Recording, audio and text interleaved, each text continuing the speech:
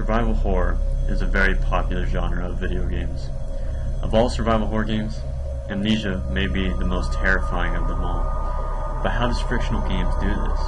How does fictional games create a game with such a magnitude of horror that it can cause two grown college men to scream like little girls?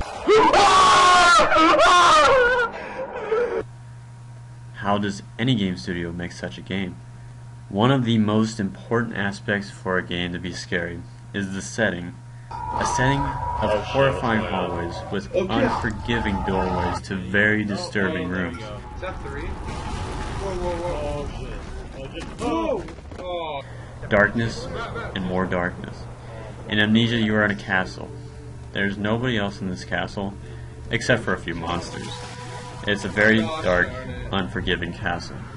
The full title of the game is Amnesia: The Dark Descent. You are descending through this castle. The only thing you know for sure is that it will get darker, and with more darkness, you can be assured of more creatures. But along with the setting, backstory can also make the game even scarier. The game starts out with your character, Daniel, waking up in the dark halls of the Prussian Brandenburg Castle. All he can remember is his name, that he lives in Mayfair, and that something is hunting him. Amnesia tells the story by littering random notes in random rooms throughout the castle. The main character wrote these notes to himself before he deliberately erased his own mind. And all he knows now is that he must descend into the inner sanctum of the castle to kill the Baron Alexander, according to his past self. He doesn't know why, but he has to. There really is no other option other than to keep descending. Most survival horror games have roughly the same type of gameplay. You are weaker than your surroundings. The player is made to feel less powerful than in typical action games because of low ammunition, health, speed, or other limitations. In Amnesia, you don't get weapons. You're only equipped with a lantern. If you confront a creature, the only thing you can do is run and hide and hope that creature loses interest in you or makes your death quick and painless either way. No, Matt, we need to look for another way. In a horror game, it is not necessarily the creatures themselves that are scary. It's the anticipation of seeing the creatures. You know they're in the game, so you expect to see them around every corner. And the first time you let your guard down and carelessly walk around a blind corner, you're gonna have a bad time.